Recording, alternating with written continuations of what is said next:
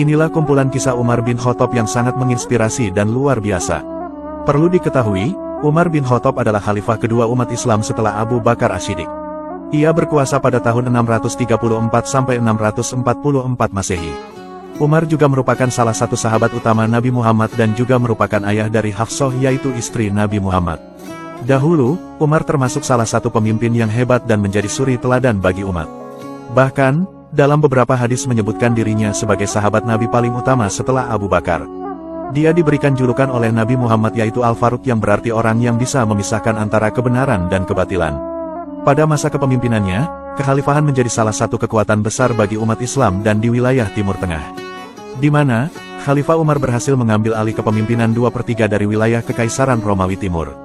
Perluasan wilayah ini juga diikuti dengan berbagai macam pembaharuan. Dalam bidang pemerintahan dan politik contohnya, departemen khusus dibentuk sebagai tempat masyarakat dapat mengadu mengenai para pejabat dan negara. Pembentukan Baitul Mal juga menjadi salah satu pembaharuan Umar dalam bidang ekonomi. Segala capaiannya itulah yang lantas menjadikan Umar sebagai salah satu khalifah paling berpengaruh sepanjang sejarah. Berikut 6 kisah Umar bin Khattab yang sangat luar biasa.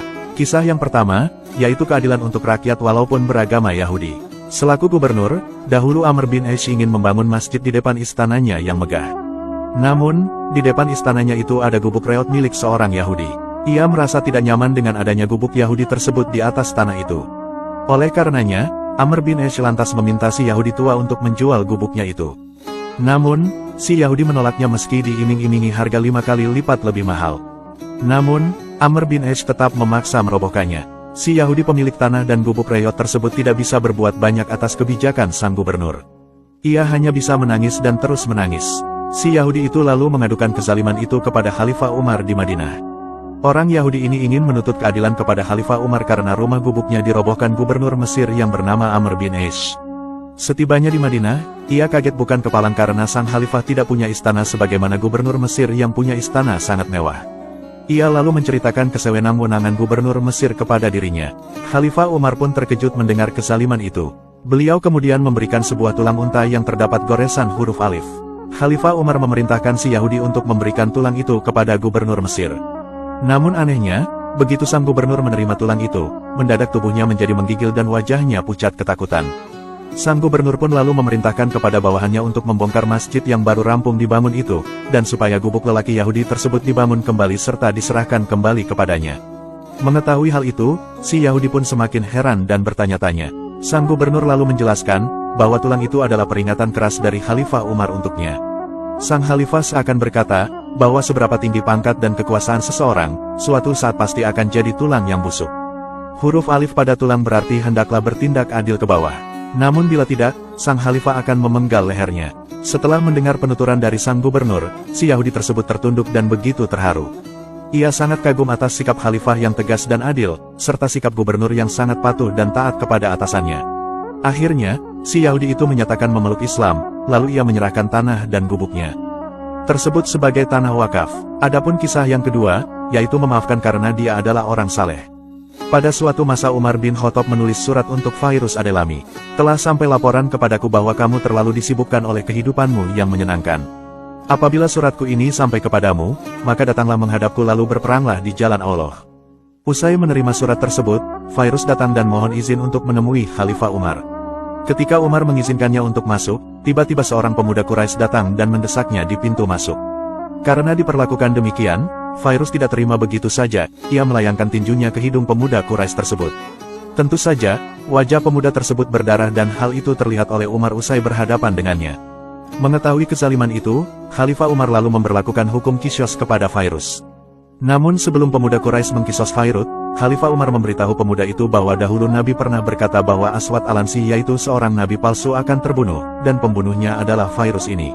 Khalifah Umar lalu menawarkan apakah pemuda itu mau melanjut Qisas. Pemuda itu lalu mengatakan, bahwa ia sudah memaafkan Fairuz setelah Khalifah Umar menyampaikan sabda Nabi Muhammad itu. Mendengar kebaikan pemuda itu, Fairuz lalu berkata Khalifah Umar, "Wahai Khalifah, aku mohon agar engkau menjadi saksi bahwa pedang, kuda, dan 30.000 dari uangku akan aku berikan kepadanya sebagai hibah." Adapun kisah yang ketiga, yaitu cambukan untuk putra bangsawan. Pada suatu hari di saat Umar bin Khattab sedang duduk, tiba-tiba ia didatangi oleh seorang lelaki dari Mesir yang ingin mencari perlindungan. Di mana, Saat lelaki itu ikut lomba pacu kuda dan berhasil menyalip kuda milik putra gubernur Mesir, ia malah dicambuk dengan cemeti sambil berkata sombong bahwa dirinya putra bangsawan. Bahkan, ia sempat dipenjarakan oleh gubernur Mesir. Mendengar keluhan pemuda itu, Khalifah Umar lalu menghukum anak gubernur Mesir yang sombong itu. Saat sang gubernur yaitu Amr bin Ash dan putranya selesai mengerjakan ibadah haji pada tahun itu, mereka lalu dipanggil oleh Khalifah Umar. Lalu, pemuda Mesir itu diminta untuk berdiri dan dipersilahkan mencambuk anak gubernur Mesir yang zalim sombong itu. Pemuda Mesir itu pun terus mencambuk putra gubernur tersebut hingga orang-orang yang hadir merasa bahwa keadilan telah ditegakkan dengan hukuman itu. Kemudian, Khalifah Umar berkata kepada gubernur Amr bin Ash, "Sejak kapan engkau memperbudak manusia, sedangkan mereka dilahirkan oleh ibu mereka dalam keadaan merdeka?" Adapun kisah yang keempat, yaitu mencuri karena kelaparan. Di dalam sebuah sidang peradilan, Umar bin Khattab dihadapkan dengan dua orang pelayan yang masih kecil. Mereka dituduh melakukan pencurian seekor unta milik seorang laki-laki dari Bani Musainah. Para pelayan cilik tersebut terlihat sangat kurus dan mukanya juga pucat. Tampak sekali penyesalan dan kekhawatiran terbayang dari wajah-wajah lusuh mereka, mengingat hukuman pencurian dalam Islam sangat berat yaitu potong tangan. Padahal, tangan adalah modal utama dalam mencari penghidupan. Ternyata setelah ditanya Khalifah Umar, pelayan kecil itu mengatakan bahwa mereka terpaksa mencuri karena sangat kelaparan. Umar terdiam sejenak, lalu mencari siapa majikan pelayan kecil ini. Ternyata majikan mereka adalah Hatib bin Abi Balta'ah. Selanjutnya, Umar meminta agar Hatib dibawa ke persidangan. Khalifah Umar lalu menghukum majikan itu karena tega mempekerjakan orang namun ditelantarkan sampai kelaparan dan mencuri. Hatib pun hanya menunduk. Selanjutnya, Umar mengeluarkan keputusan yang sangat bijaksana. Khalifah Umar lalu menebus unta yang dicuri itu 2 kali lipat dari harga semestinya. Khalifah juga menasihati pelayan kecil itu agar tidak mengulangi perbuatan buruknya lagi. Mendengar keputusan vonis tersebut, tentu saja para pelayan sangat senang dan menarik napas lega. Mereka menganggap bahwa keputusan Khalifah Umar seperti itu sangat bijaksana bagi mereka. Adapun kisah yang kelima, yaitu hak anak atas orang tua. Dahulu ada seorang laki-laki datang menghadap Khalifah Umar untuk mengadukan perihal anaknya yang telah berbuat durhaka terhadapnya. Menanggapi pengaduannya itu, Umar lalu mendatangkan anaknya dan memberitahukan kepadanya bahwa dia telah mendurhakai ayahnya, dan ia melupakan hak-haknya terhadap ayahnya itu. Namun, si anak lantas berkata kepada Khalifah Umar, "Wahai Amirul Mukminin, bukankah sebagai anak pun kami mempunyai hak-hak atas ayahnya?" "Ya, tentu," jawab Khalifah Umar. "Apakah hak-hak itu, wahai Amirul Mukminin?" susul sang anak. Khalifah Umar menjawab, "Memilihkan siapa ibunya, memberikan nama yang baik, dan mengajarkan Al-Quran kepadanya." Sang anak pun tersenyum lalu berkata, "Wahai Amirul Mukminin, sesungguhnya ayahku belum memenuhi satu pun di antara semua hak itu. Ibuku adalah seorang bangsa Ethiopia beragama Majusi. Mereka menamai aku dengan nama jual yang berarti kumbang kelapa, dan ayahku belum pernah mengajarkan satu huruf pun dari Al-Quran." Mendengar curhatan anak itu, Khalifah Umar lantas menoleh kepada lelaki tua itu seraya berkata, "Engkau telah datang kepadaku mengadukan perihal kedurhakaan anakmu. Padahal, engkau telah mendurhakainya terlebih dahulu sebelum dia mendurhakaimu. Engkau pun tidak pernah berbuat baik kepadanya sebelum dia berbuat buruk kepadamu. Adapun kisah yang keenam, yaitu tutupi aibnya dan nikahkan dia." Pada suatu hari, ada seorang laki-laki menghadap Khalifah Umar seraya berkata, "Wahai Amirul Mukminin, aku mempunyai seorang anak perempuan. Pada masa jahiliyah, ketika ia masih kecil, aku pernah menguburnya hidup-hidup. Namun sebelum ia mati, aku mengeluarkannya kembali dari dalam tanah. Setelah Islam datang, saya memeluk Islam, begitu pula dengannya. Lantas, anakku itu melakukan suatu dosa yang hukumannya adalah had. Karena merasa malu, ia mengambil sebilah pisau dan berusaha untuk bunuh diri. Beruntungnya, kami sempat menyelamatkannya walaupun ada bagian lehernya yang terluka. Kemudian kami mengobatinya hingga ia sembuh. Sekarang, dia dilamar oleh seorang laki-laki.